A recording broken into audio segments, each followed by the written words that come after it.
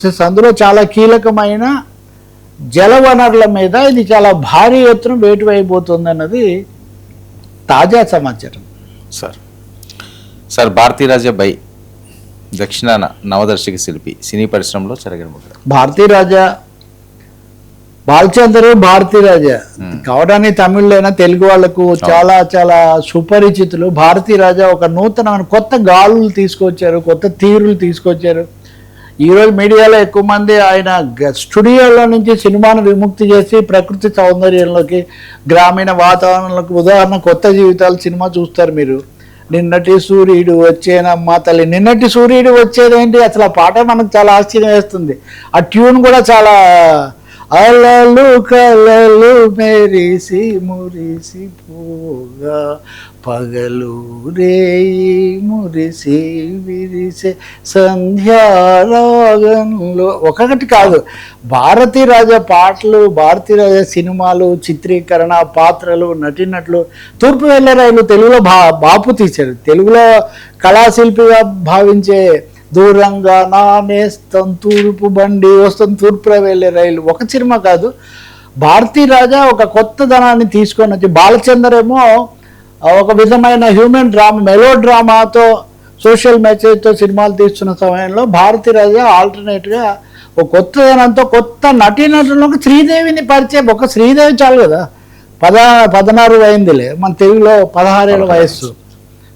16 ఏళ్ళ వయసు దగ్గర నుంచి శివాజీ గణేశన్తో మదల్ మురియదై తెలుగులో ఆత్మబంధువు పెద్ద ఆయన, అంటే 16 ఏళ్ళ వయసు దగ్గర నుంచి 60-70 ఏళ్ళ శివాజీ గణేశన్ పాత్ర వరకు అన్నిటినీ పండించినటువంటి చాలా చాలా చాలా గొప్ప దర్శకుడు. ఆయన సినిమాలన్నీ కూడా చాలా సీతాకోక చిలుక, దానికి జాతీయ సమైక్యత సందేశం ఇది పురస్కారం వచ్చినప్పుడు నిజానికి యువత ఎంతగా ఐడెంటిఫై అయ్యారు ఆ సినిమాతో. అప్పుడే ఈ మురళీ పేరుతో పరిచయం అయ్యాడు. తర్వాత కార్తీక్ అయ్యాడు. రాధిక, రేవతి, శ్రీదేవి గురించి మనం ఇప్పుడే చెప్పుకున్నాం. పెద్ద పెద్ద తారలను, హీరోలను ఆయన పరిచయం చేసి, భాగ్యరాజా కూడా తర్వాత ఈయన శిష్యుడిగానే పైకి వచ్చాడు. ఆయన వేరే కామెడీ లైన్ ఆయన తీసుకున్నారు. ఆ తర్వాత మణిరత్నం వచ్చి దాన్ని మరింత కొత్త పుంతలు తొక్కించి అది అటు వెళ్ళింది. కానీ మొదటి దశలో కమల్ హాసన్ దగ్గర నుంచి, మోహన్ దగ్గర నుంచి, తెలుగులో సుహాసిని లాంటి వాళ్ళని, కానీ ఎంతోమంది, ఇళయరాజాను నిజంగా ప్రపంచానికి బాగా పరిచయం. ఇళయరాజా నన్ను ఆయనకి నేను విచారం వెలిబుచ్చడం తప్ప నేనేం చేయలేను అన్నాడు ఇళయరాజా. సీతాకోక చిలుకలోనే అసలు మ్యూజిక్ లేకుండా ఒక పాట, ఇదే ఇందాక నేను చెప్పింది, అలా వెళ్ళిపోతుంది అనమాట. భారతీరాజా ఇవే అనుకుంటే క్రైమ్ సినిమాలు, ఎర్ర గులాబీలు, అందులో Sridevi, Kamal Haasan, crime thriller, tick tick tick అంటే క్రైమ్ థ్రిల్లర్స్ తీసాడు. అచ్చమైన గ్రామీణ కథలు. చిరంజీవి కూడా కొంచెం భిన్నంగా వెళ్ళాలనుకున్నప్పుడు ఆరాధన, ఇలాంటి సినిమాలు భారతీరాజాతో తీసినటువంటి ఒక నేపథ్యం.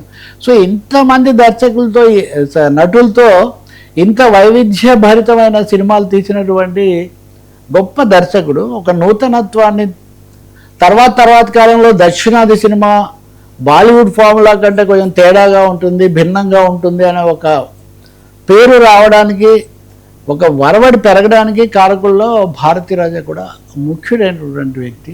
ఆయన బాగా పోరాడి 84 ఏట కన్నుమూసారు. ఆయనకు కళాభిమానులు, ప్రేక్షకులందరూ కూడా ఆయన్ను తలుచుకుంటారు. ఆ సినిమాలను చిరకాలం ఆ సినిమాలు నిలిచి ఉంటాయి.